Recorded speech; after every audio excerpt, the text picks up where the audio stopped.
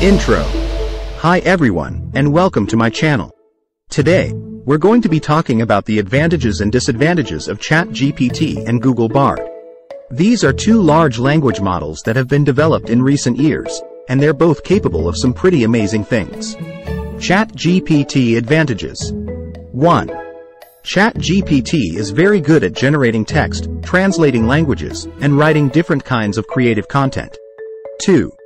It is also very good at answering questions in an informative way, even if they are open-ended, challenging, or strange. 3.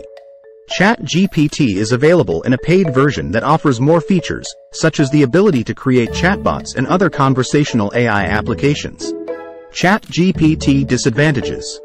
1. ChatGPT's knowledge is limited to data that was available up to 2021. 1.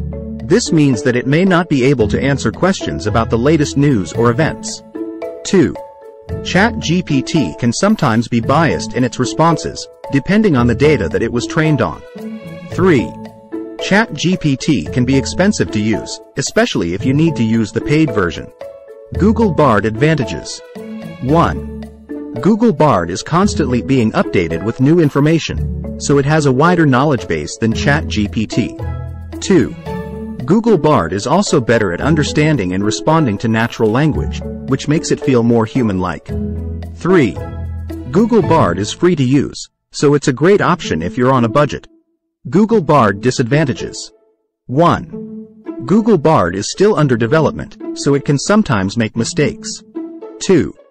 Google Bard is not as good at generating creative content as ChatGPT. Conclusion. So, those are the advantages and disadvantages of ChatGPT and Google Bard. Ultimately, the best choice for you will depend on your specific needs. If you need a language model that can generate creative content, then ChatGPT is a good option. If you need a language model that is accurate and unbiased, then Google Bard is a good option.